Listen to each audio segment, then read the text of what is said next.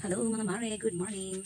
So for today's video mga mare, magluto tayo ng, meron ako ditong alubate basta yun. Lalagyan ko siya ng itlog. Meron din ako ditong sitaw. I-ano din natin, i-adobo lang natin. Isa-isa. Ayan guys, nagpainit na ako ng kawali. At lalagyan na natin ng mantika. Lagyan natin ng mantika, unti lang. Ayan, mga okay na yan. Ayan, kasi mainit naman na yung kawali. Next guys, lagyan na natin yung ating bawang. Next guys, isa natin sibuyas. Okay, halo-haloin natin yung para bumango. Guys, halo-haloin na muna natin. Ayan, kailan yung kawali. Okay. Isunod na natin alubate. Alubate, ayan guys. So, kinuha ko yan doon sa likod.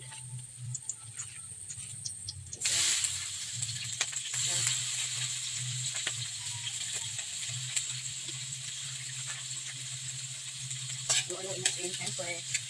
Ayan guys. Tingnan nyo guys, oh. Ayan guys, alubate yan siya. Nasaluan ko yun ng itlog. Masarap. Alubate na tawag dito. Mga dahon at saka yung nasa pangkay. Pag na-video ko ano, nahihalo natin yung itlog. Next, tapos ang batilong ng itlog. Alam niyo po guys, na-favorite ko to. Lalo na sa probinsya, isinanay na kanin. Yan guys, isunod natin ang itlog. Itlog. Ayan, tapos siya natin. Tiniplahan ng unti. Tiniplahan ko na yung ano. Itlog. Lagyan natin ang paminta. Ito yung paminta. Saluloy natin.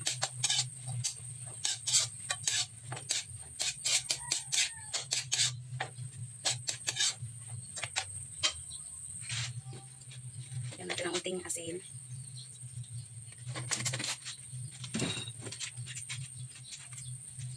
Bitchin. So, guys.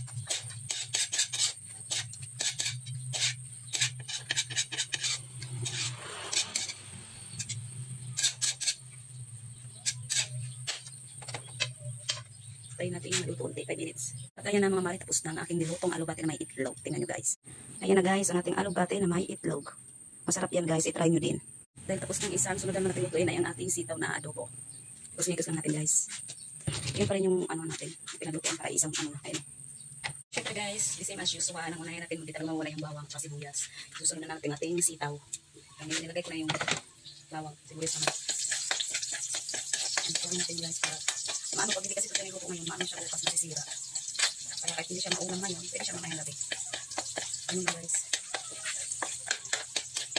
Tapos haluan ko lang siya ng ano, mga sitas sa espresso.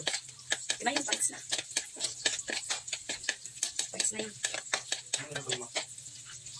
Yan guys, next, ilagay na natin ang ating sitaw. Okay, okay na.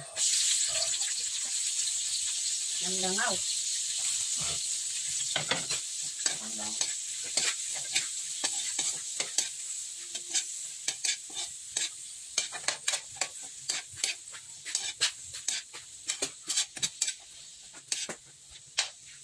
Init guys. Okay guys, lagyan ko lang ng konting soy sauce. Unti lang. Tapos ating oyster. Hindi natin ubusin, unti lang. Kalahati lang. Kasi unti lang naman po ang natin. Siyempre, haluin. Haluin na natin ang ating adobo. Adobong sitaw. Sabi guys, ang init. Ay, naku kasi nino. Sarap. Ayan na mga mare, naluto ng aking alubate na may itlog tsaka adobong sitaw. Yummy! Tara mga mare, kain na tayo. Ang sarap nito mga mare kahit simpleng mekos-mekos lang. Thank you for watching.